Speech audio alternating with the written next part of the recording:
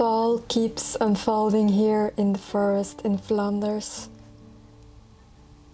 The last mild autumn weather lies behind us now.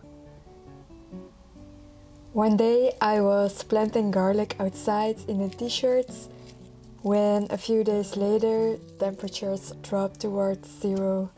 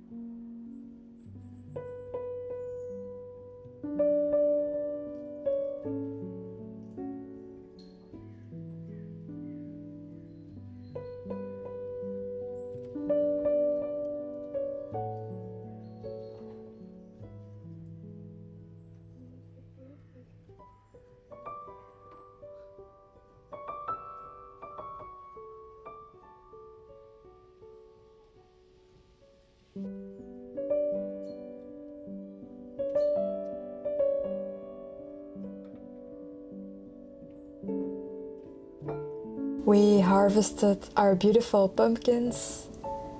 I was actually surprised by the amount of fruit this plant produced, because the plant has been eaten by slugs almost entirely in the first growing stage. Just a tiny stick is what was left of it. But the plant recovered and provided us with these beauties for the winter.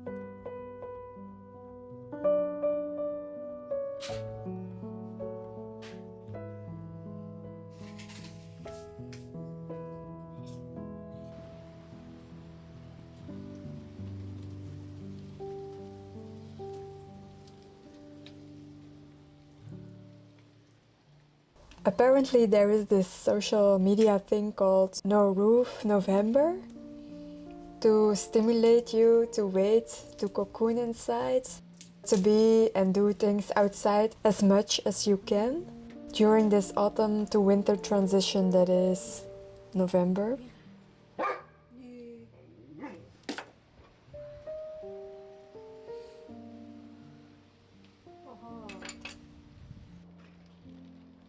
I guess for us this just has become second nature.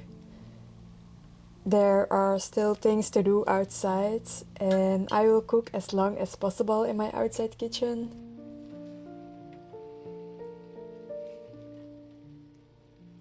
I just love the space, the low sunlight filtered through the tall trees, kissing me with their last warmth while I'm cooking.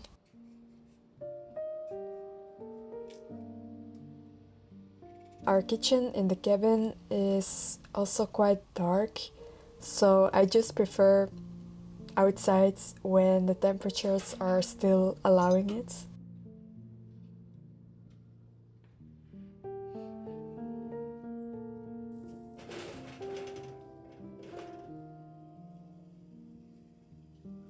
Harvest season is really over now. Everything is stored and preserved. And I can only feel grateful for what the garden gave us this year. This made me also reflect on what really fills my heart, the things that really give me this feeling of deep nourishment and satisfaction. And this actually goes beyond all the beautiful food and flowers you see all throughout my vlogs. Often I thought I had to be a so-called good homesteader, measuring my successes on how many food I could produce, how well my home is looking and maintained, or the level of actual self-sufficiency that we are at.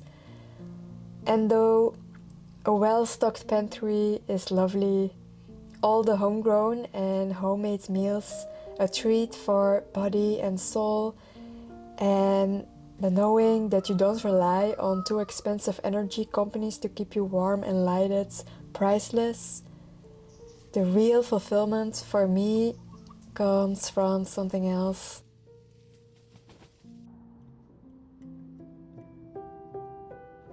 A productive, abundant garden and living a simple off-grid life in and of itself, to me, is really worthwhile and meaningful. But we shouldn't forget what this stands for. I believe this can only be when we are acknowledging our interdependence and that we are part of an ecosystem that goes beyond the place we steward and far beyond our own basic needs.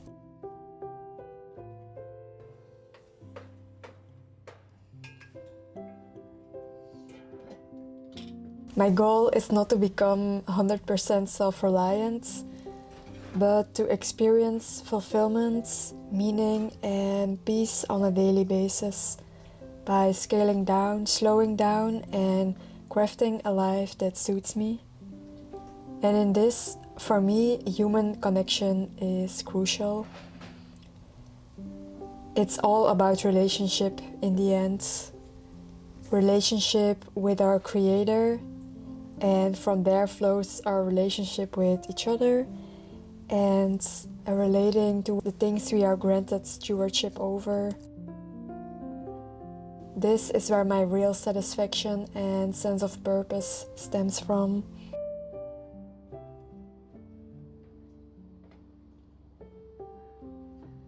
And though I can feel really connected to my garden, the plants, the place I'm stewarding, there is just something about human interaction that really nurtures me in a way that no homegrown vegetable ever can.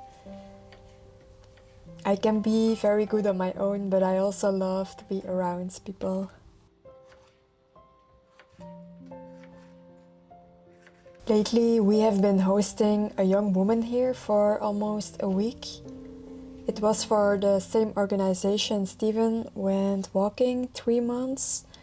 If you want to know more about that, you can watch this video I link up here. The basic idea is that they stay and live with us, the guest family, for a week, helping out with the daily tasks and projects at hand. They are not allowed to bring their phone or other devices in order to fully experience kind of a break, a time out from their current situation, and to be able to reflect on some things. But the main intent, a common desire that they all ask for, is just simply rest. And I say simply, but I'm very aware that in our current society, this can almost feel like a luxurious thing.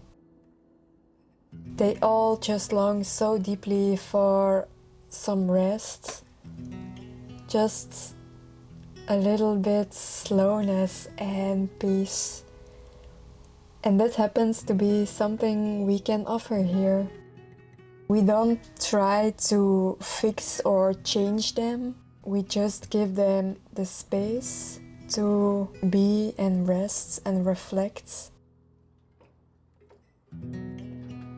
We have had some youngsters before here, and it has always been a very humbling experience for both parties, I would say. In the beginning, I was a bit skeptic about the concept of just 1 week, because I wasn't sure that it would make much of a difference in their lives if nothing substantial was really changing. And still, we cannot control this, but after the last girl was here, I am convinced that I shouldn't underestimate the value of their experience here. Even if it was just for one day, it would be like a seed planted. And as fragile as it might seem, I believe it's a seed that is hard to uproot.